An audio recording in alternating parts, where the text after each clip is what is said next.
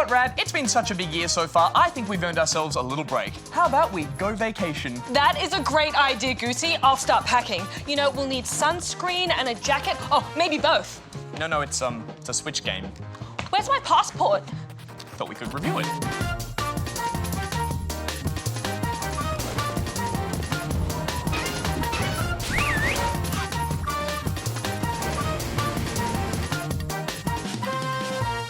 Go Vacation takes all the fun of a holiday away and packs it into 4 themed resorts: beach, city, snow and mountain. Each let you freely explore, taking in the sights, interacting with the other guests, all the while searching out activities to take part in.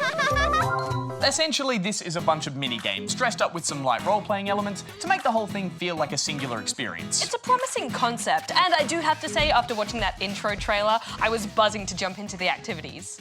The game boasts over 50 mini-games which can all be played solo or with up to 3 other players. And while you can select these separately from the main menu, the game is designed for you to explore these resorts one by one to unlock them all. It feels like a bit of a bait and switch, really. I was ready for the ultimate freedom of this festival of mini-games. Instead, you start out with only 1 resort unlocked and a series of slow tutorials full of pop-up menus and dialogue that I had no interest in. Ah, just let me out there! Yeah, it does have a lot of that stop-start nature, which does break the flow. But once you have a few events under your belt, you'll be skipping past it all just to get to the activities, which are a mixed bag to say the least. Totally. While there is a large and varied amount of things to do, none of them stand out as being particularly good or even that interesting. And I think this comes down to the simplicity of the games and their accompanying controls. Most only require 1 or 2 inputs, like steering or timing a button press, and it never feels particularly responsive or enjoyable. There are also motion controls for many of the games, but I avoided that where I could. Well, Goose, Go Vacation is actually a port of an original Wii game from 2011.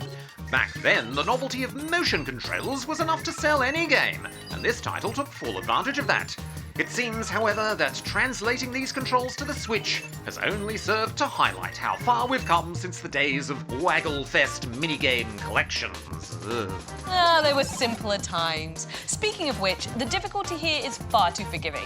Every event you discover has to be played on the easiest setting first, to allow you to get to grips with it. However, without any challenge whatsoever, this just highlights how laughably dull some of them really are.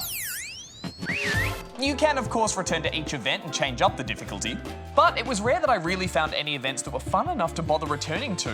Speaking of which, what were some of your faves? I think the versus games in particular are the most fun here. Volleyball, tennis, air hockey, these at least felt challenging against the AI and were worth a few rounds with friends. But honestly, they're nothing we haven't seen before. I did appreciate some of the wackier events. Wineglass Symphony, anyone?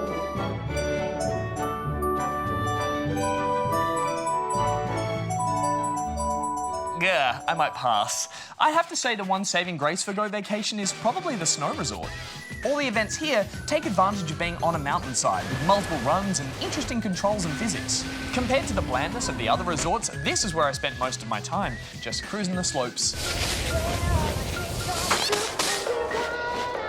It does have a lot more character than the other locations, and that's important in a game that wants you to just hang about and explore. Highlighted by activities like taking photos of wildlife, following side quests, going on tours, even just sitting and enjoying a meal at a food truck. It's kind of cute and silly, but mostly it's just pointless, and I caught myself thinking, what am I doing here?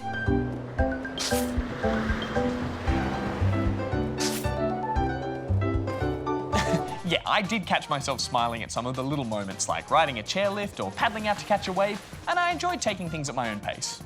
There are, of course, some RPG elements to the game, like levels, rankings, unlockable outfits, even a villa you can decorate and hang out in. But ultimately, these all just felt like small rewards for playing some very underdeveloped mini-games, even if you do get to bring your friends along for the ride. Yeah, I was hoping that the multiplayer side of things would keep me interested, but the activities feel oversimplified or just plain weird. And honestly, exploring environments in co-op feels kind of silly.